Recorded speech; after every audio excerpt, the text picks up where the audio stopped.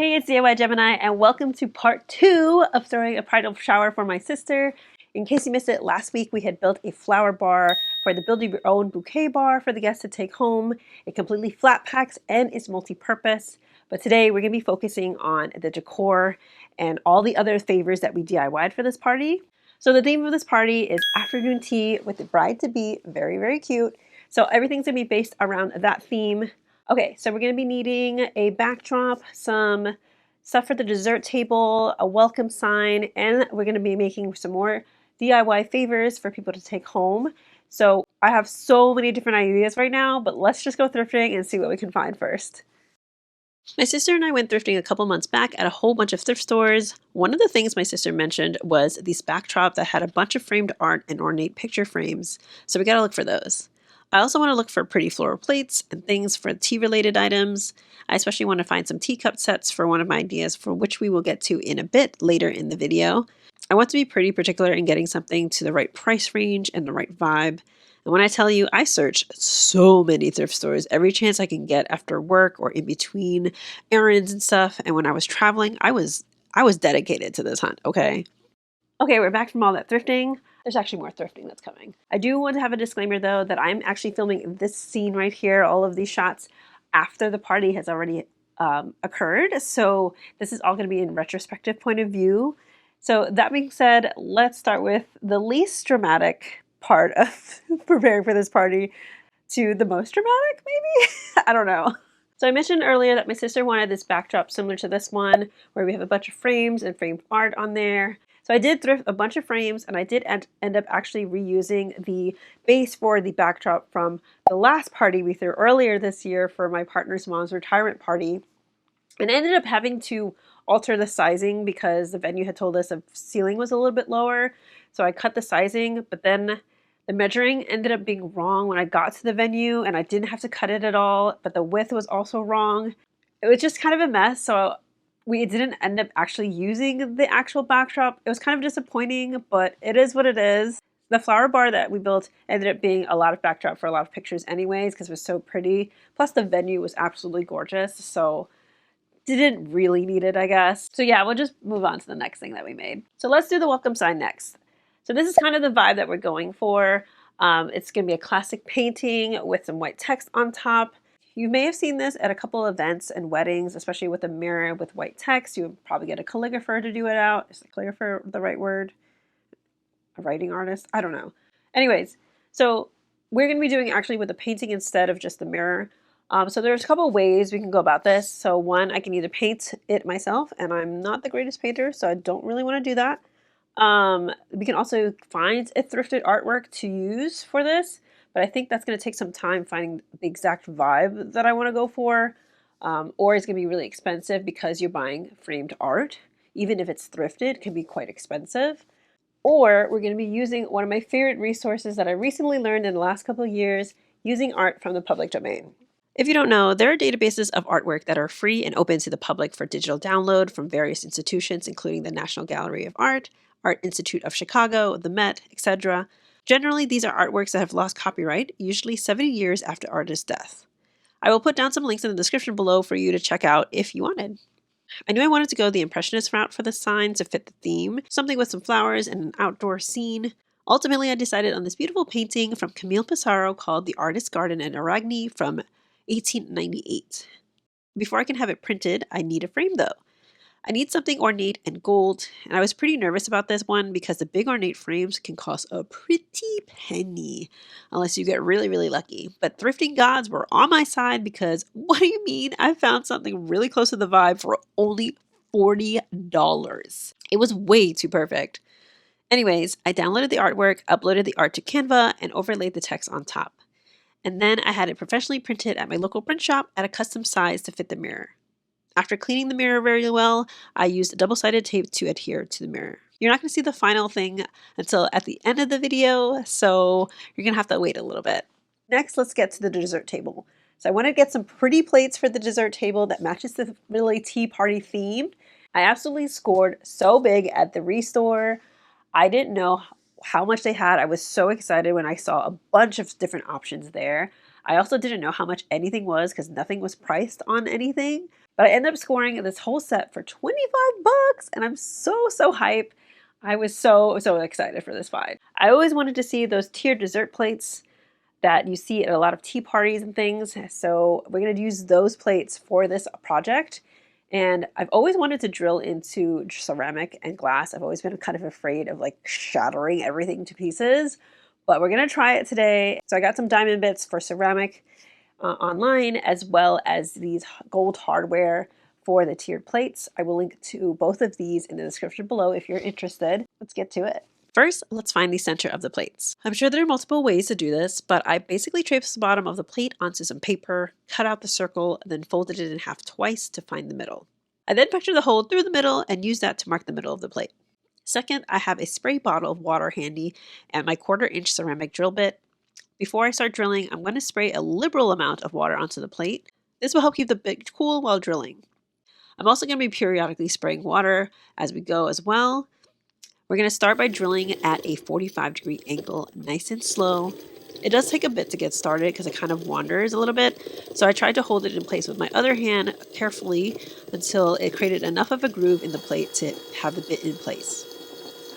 With some light downward pressure, I'm going to drill at this angle and then eventually straighten up the drill to a 90-degree. At this point, I'm using the weight of the tool to apply downward pressure on the plate. I'm not really forcing it too much. We're just going to use the weight of the tool to apply that pressure. And after about 90 seconds, I'm through. I'll repeat this process a couple more times and make more sets.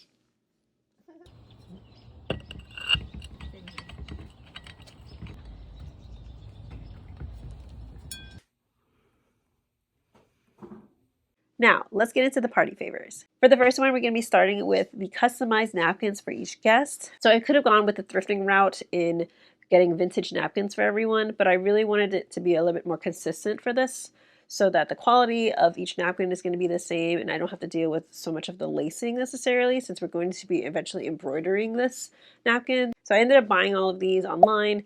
And they have these cute little scallop detail on it, which is really cute.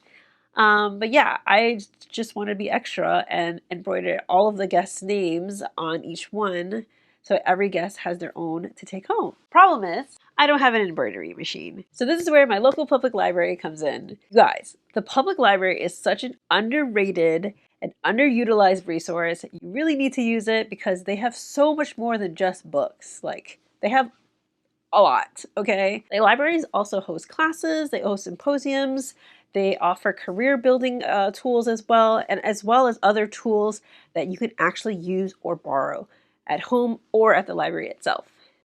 My library so happens to have a couple of tools like the 3D printer, a large format print machine, sewing machines, and an embroidery machine. I basically had to book a time slot and the librarian guided me on how to use the machine. My library also provided needles, thread, and tearaway stabilizer, but I did end up bringing my own because I wasn't sure if they had any. The librarian was actually so helpful, and she helped me figure out a good layout to have the text at the corner by taping the tearaway at an angle to the napkin. After a couple practice rounds, I was ready to go for it. I had a whole workflow to maximize efficiency, and I was locked in for the next 8 hours.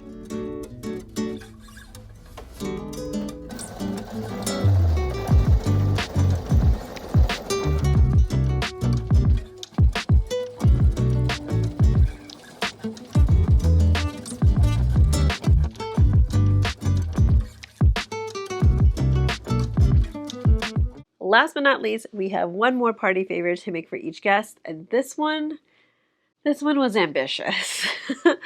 When my sister originally told me the theme was going to be a tea party, I immediately wanted to do something with teacups, obviously. So one of my ideas was to thrift a bunch of teacup and saucers and make candles so that each guest can take it home. There were about 40 guests that were coming in, so I would have to make 40 pairs of these.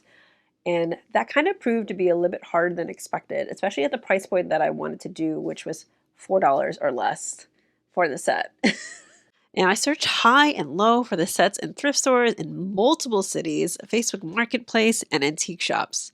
I suspected antique shops were going to be the most expensive, so I wasn't truly hopeful there. I just thought I'd check. Facebook Marketplace were definitely overcharging for sure. And after weeks of shopping after work or on my days off, or even online at night, I ended up sourcing about 12 sets. The bridal shower was only a week away at this point, and I was running out of time, so I was really just about to give up on this idea. Okay, I probably look really crazy right now, but I'm just really stoked because I just did a Facebook Marketplace pickup and I'm really excited about it. The bridal shower is this Sunday, so I was like, okay, maybe I'm not going to be able to do this, so I'm going to just scrap the idea. But I've been hounding Facebook Marketplace like every day. Come Wednesday, I see a post of vintage teacups and a vintage like tea party theme party came up. Apparently someone had did a wedding with a vintage tea party theme, and she had like 103 cups and 115 saucers, and she was selling them for really cheap. So I messaged her and I was like, is this for real? Is this the universe just answering my prayer? Like I was so psyched. I'm like, is this she for real? So I messaged her. She was willing to sell me just 30 instead of the whole 103 that she had, so which is great because I don't need 103 of them. And she was selling it to me for $1 per cup and saucer set, like $30. And then she offered a sugar bowl, which was $2. Girl. And when I met up with her today, today's Friday now, she was like, yeah, I was sourcing these for over a year. I would do it in between like work and shift and stuff. So she was just collecting them over a year for her son and her daughter-in-law now. She was so sweet, and I'm just so happy that I found this. All right, let me show you the sugar bowl. How freaking cute. And she wrapped them all too. They're all mismatched, but they're so cute. Thrifting gods were on my side this week. Let's go. I'm so hyped now. So literally the night before the shower and the morning of, my sister, one of the bridesmaids, and my partner got the teacups assembled. We glued the cup to the saucer using E6000 and let that dry overnight. Then we poured soy wax with some essential oils that are scented. I also designed this tea tag to tie onto each one, and bless them for their help because I was truly stressed and doing all the other finishing touches for the party, including a very detailed map of where everything went, a task list, and detailed instructions on what items go where so that those helping to help set up will know what to do. Being the procrastinator that I was, I didn't actually sleep till 6 in the morning and only slept for 3 hours. But what's new? Now it's time for the party, so let's set everything up.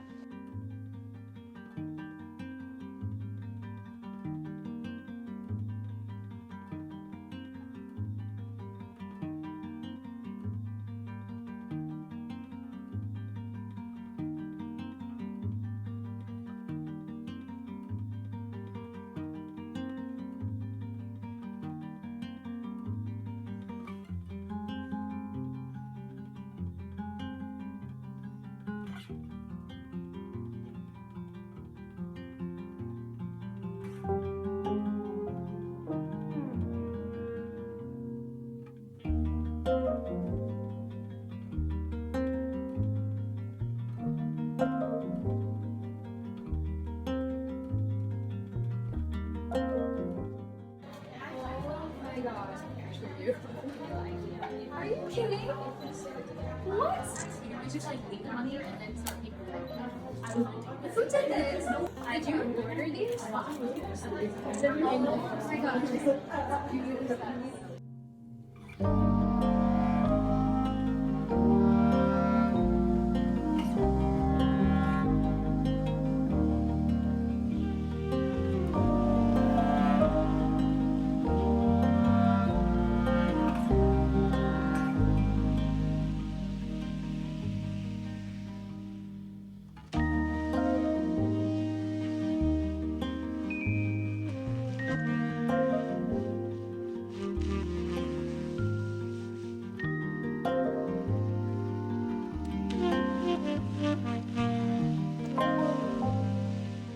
Woo, we made it through!